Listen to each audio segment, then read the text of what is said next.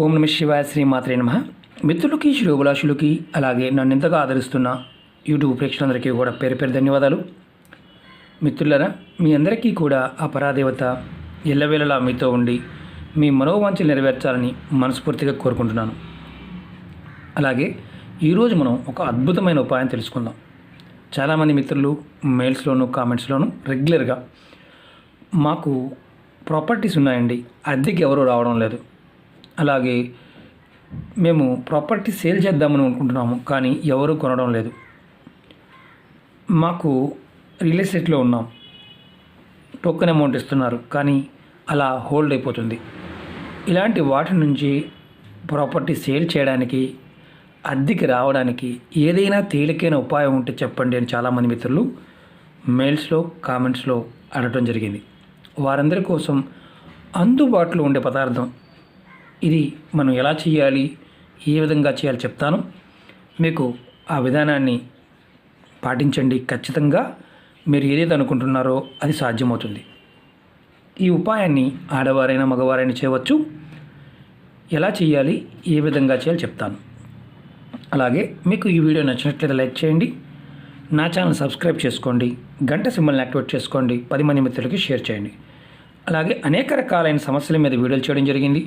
మీకు ఉన్న సమస్యకి మీరు చేయగలిగే ఉపాయం ఏదైనా చేయడానికి ప్రయత్నిస్తే నా వీడియోస్లోకి వెళ్ళండి. దానిలో మీరు చేయగలిగేదాన్ని మాత్రం ప్రయత్నం చేయండి. మీరు ఆ పదార్థం దొరకకపోయినా, ఆ సమయం మీకు కుదరకపోయినా ఉపాయాలని ఆచరించమాకండి. మీకు అవకాశం ఉన్నప్పుడు మాత్రమే చేయండి. ఇప్పుడు ఈ ఉపాయాన్ని ఎలా చేయాలో మీకు తెలియజేస్తాను. ఈ ఉపాయాన్ని 41 రోజులు చేయాలి. ఆడవారు నెలసరి టైం ఉన్నప్పుడు ఆ 5 రోజులు గ్యాప్ ఇచ్చి మీరు కంటిన్యూ చేయవచ్చు. మగవారు మాత్రం కంటిన్యూ చేయాలి. ఏ మాత్రం ఒక్కరోజు గ్యాప్ వచ్చినా ఈ ఉపాయం ఫలితం అనేది రాదు. మగవారు ఏదైతే చేస్తున్నారో వారు కంటిన్యూ 41 రోజులు చేయాలి. అలా కాకుండా మీకు మధ్యలో ఏదన్నా పని తగిలింది, ఆ రోజు చేయలేదు, మళ్ళీ కంటిన్యూ చేయవచ్చా అంటే ఎలాంటి ఉపయోగము ఉండదు.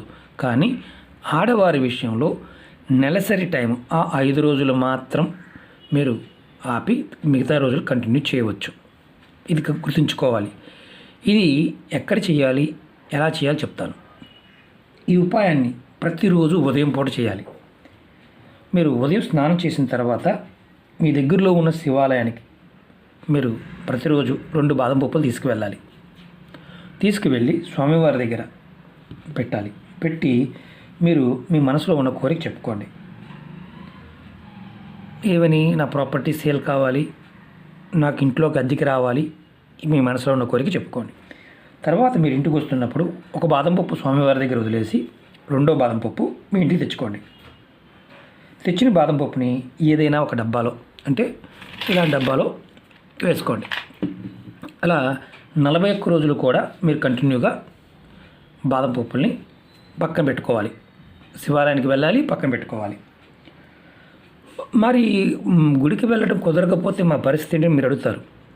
వారికి కూడా మీ ఇంటి దగ్గర మీ పూజా మందిరంలో శివలింగం ఉన్నా, శివుని పటం ఉన్నా సరే ఈ ఉపాయం చేయవచ్చు. మిగతా పటాల ముందు కాదు, శివుడి దగ్గర మాత్రమే చేయాలి. అంటే శివుడి కుటుంబంతో ఉన్న, శివలింగంగా ఉన్నా చేసుకోవచ్చు. మీరు సేమ్ అలాగే మీ పూజ చేసుకుంటాం కదా, పూజ చేసుకున్నప్పుడు 2 బాదం పప్పులు స్వామివారి దగ్గర పెట్టండి. ఒక బాదం పప్పుని పూజ అయిపోయిన తర్వాత ఒక బాదం పప్పుని, 2 బాదం పప్పులు ఒక బాదం పప్పుని తీసి మీరు పక్కన పెట్టుకోండి. ఏదైతే శివుడి దగ్గర నైవేద్యంగా పెట్టామో ఒకటి ఉంది కదా, ఇది మీ అందరూ కూడా ఎవరైతే చేస్తున్న వారు దీన్ని ప్రసాదంగా తీసుకోండి. ఈ తీసిన బాదం పప్పుని డబ్బాలో కలెక్ట్ చేసుకోండి. ఇలా మీరు 41 రోజులు చేయాలి. తర్వాత ప్రతిరోజు ఉదయం పూట, ఉదయం అంటే మామూలుగా మీకు ఉదయం అనగానే ఉదయం 4 గంటల దగ్గర నుంచి 6 గంటల మధ్య ప్రాంతంలో చేయండి. చాలా అద్భుతమైన ఫలితాలు త్వరగా వస్తాయి. తర్వాత చేస్తే ఫలితాలు చాలా లేట్ అవుతాయి.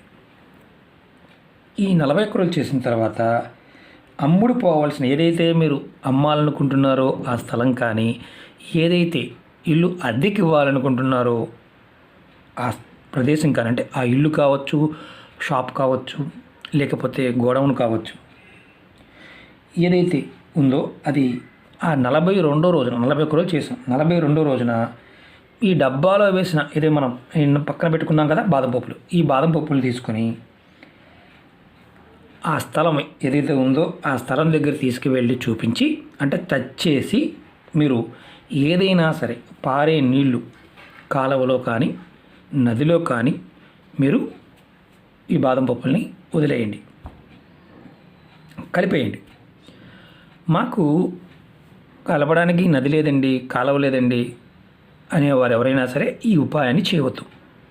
ఎందుకంటే కంపల్సరీగా తీసుకువెళ్ళి 42వ రోజున నదిలో కానీ కాలువలో కానీ, అంటే నీరు పారుతున్న అంటే మా మురుగు కాలువలు కాకుండా, మన ఇంటి పక్కనే ఉండే మురుగు కాలువలు కాకుండా ఎక్కడైనా సరే వాన పడుతుంది, పారే నీళ్ళు వెళ్తున్నాయి, దాంట్లో అయినా మీరు కలపచ్చు. ఎక్కడ పొలాల్లో కానీ చెరువు అలుగులు పడుతుంటాయి, అప్పుడు దాంట్లో కలపచ్చు. ఇది 42వ రోజున మీకు వీలైనంత వరకు. మరి ఇది కూడా మళ్ళీ చెప్తున్నాను, చెరువులో కూడా అంటే ఒక దగ్గర క్లాట్ అయిన వాటర్లో కలపకూడదు. ఇది పారే నీళ్ళలో మాత్రమే కలపాలి. ఇది గుర్తుంచుకోండి.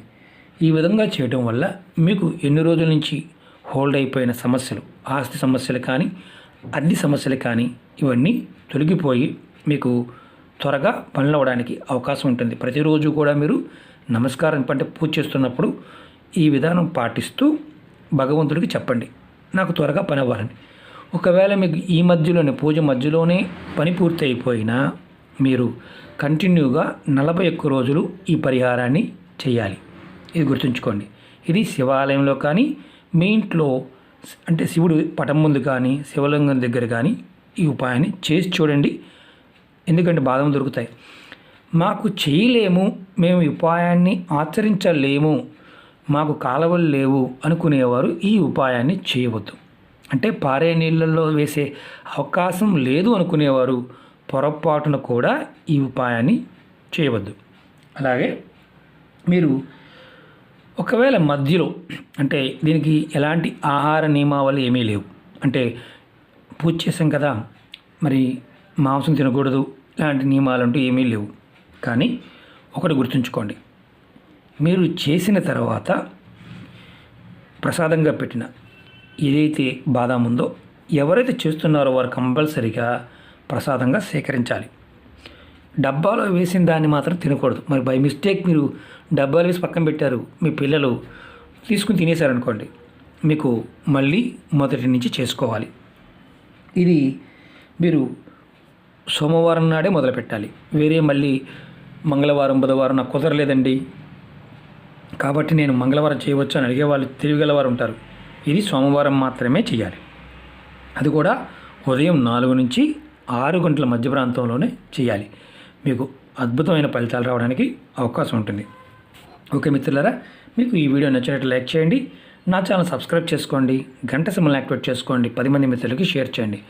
ఓం నమః శివాయ, శ్రీమాత్రే నమః.